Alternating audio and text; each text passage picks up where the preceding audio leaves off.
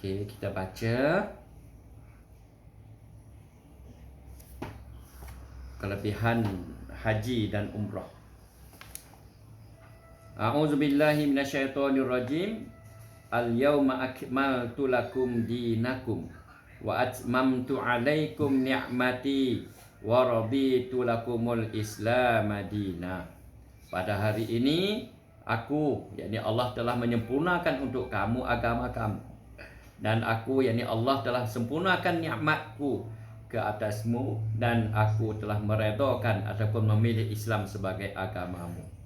Surah Al-Maidah ayat 3. Keterangan daripada ayat ini, ulama tulis di sini, dia kata antara kelebihan haji yang penting ialah seperti yang tersebut pada ayat di atas, yang memberi berita gembira tentang penyempurnaan agama yang telah diturunkan pada musim haji. Imam Ghazali rahmatullahi alaih telah menulis dalam kitab Ihya bahawa haji ialah salah satu rukun asas dalam Islam, penyudah kepada rukun-rukun yang lain, serta merupakan penyempurnaan rukun Islam dengan turunnya ayat Al-yawma akmaltu lakum dinakum pada waktu haji.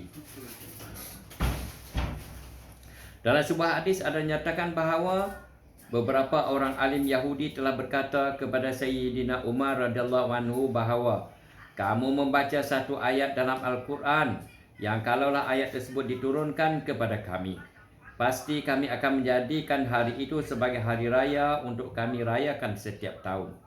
Sayyidina Umar radhiyallahu anhu bertanya, ayat yang mana satu? Mereka berkata, Al-yawma akmaltu lakum dinakum. Sayyidina Umar radhiyallahu anhu berkata, aku tahu bila dan di mana turunnya ayat ini. Alhamdulillah, hari itu merupakan perhimpunan dua hari raya untuk kami.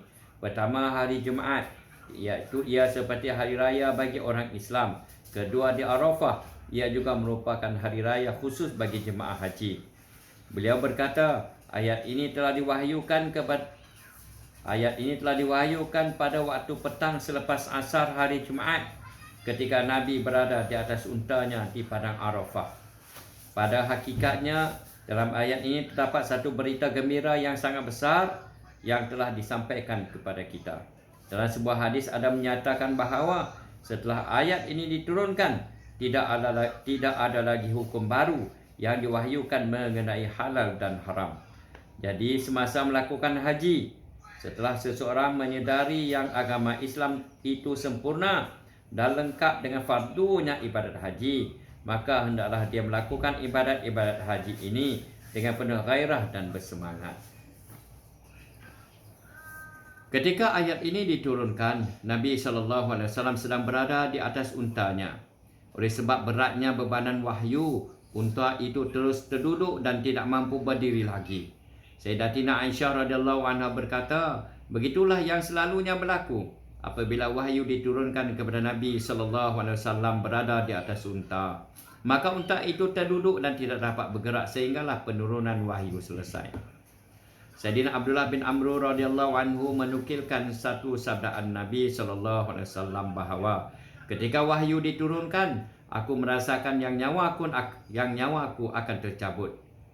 Sayyidina Zaid bin Sabit radhiyallahu anhu berkata bahawa aku sedang duduk di samping Nabi ketika ayat La yastawil qa'iduna minal mu'minina ghairu ulil darar. Ketika ayat surah An-Nisa ayat 95 diturunkan. Nabi SAW hampir pingsan, sedangkan paha Nabi berada di atas pahaku.